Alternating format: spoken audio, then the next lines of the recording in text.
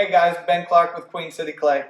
We've got a fruit bowl or salad bowl here with these big rims, and I want to talk you through how to do some fun fluid alterations to put your own spin on this. And before I do, I wanted to mention that as you get to larger amounts of clay, your posture becomes more and more important. So you have a long career on the wheel. And so when you are sitting, just make sure your back stays straight, all right? Kind of your butt out a little bit, but back straight. And that will also help with your steadying positions, which becomes very apparent when you're using a wire to cut something on the wheel. So I am going to cut a soft square off of the top of my rim, and that's going to give the bowl a whole different feel. Okay, and the reason I love this is because depending on the pace of the wheel and how I move my hands, even though I'm going for the same shape, every bowl will be slightly different, all right, but with the same feel. So I get in control of a small section of the wire with my thumbs, and I anchor my arm on my leg, keeping that back as extended as possible, okay? It allows you not to sink even though you're not thinking about it. And I'm going to cut into the rim and move to a point and into the rim, to a point and into the rim as it moves. I don't want to dive out of the rim at all. So keeping that rim kind of slow, that speed slow, is important. So I'm going to dive in, out, in, out, in, out. And then I'm going to try and connect those lines. All right, now, I did not do that perfectly the first 7,000 times I tried it. And in fact, I don't feel like I ever do it perfectly, which is part of the beauty of this.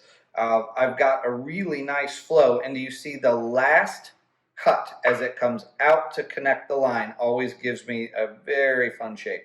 If you want way more control and you want this to be perfect, MKM as a tool you could put down on top, mark exactly where your 4 points are, which are even points, and then you cut to those lines.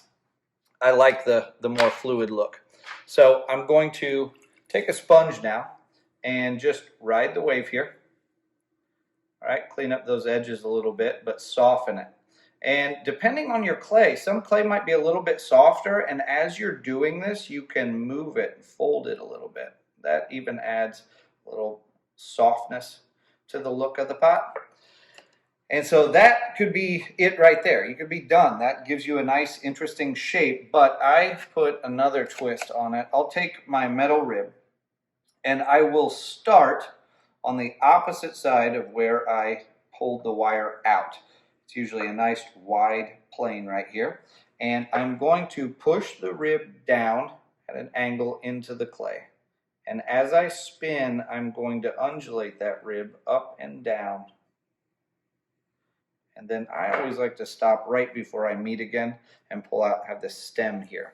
When I glaze this pot, I will grab it right here, dip it into the glaze, slosh it around, and pull it out. And I'll get a drip from my thumb right down into the pot at this stage. Okay, so that's one more twist, but I always ask, is there something else I can do to the pot? And that gets me in trouble sometimes, but with this, it's developed into a really nice form. What I'm going to do is I'm going to take this undulation, this movement, and put it down into the body of the pot. So I'm going to start at the base with the point of my rib on the outside of the pot and my finger on the inside just above it. And I'm going to pull that rib up and undulate to the rim. Now, this one will take some practice because you will drop a lot of pots getting used to how this works. But I'll start at the bottom. I'm going to add a little bit of water to the inside. Not very much. I don't want to squeeze the sponge in there, but I want my finger gliding on the inside. And then when I'm ready, I'm going to push up with that rib and undulate and work it right out to the rim. Okay?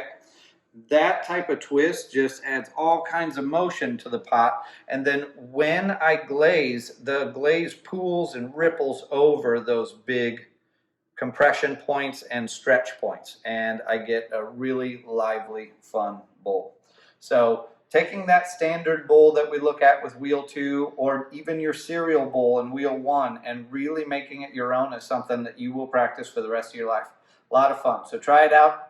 And as always, if you make something awesome, make sure you send us a picture at Queen City Clay. All right, thanks.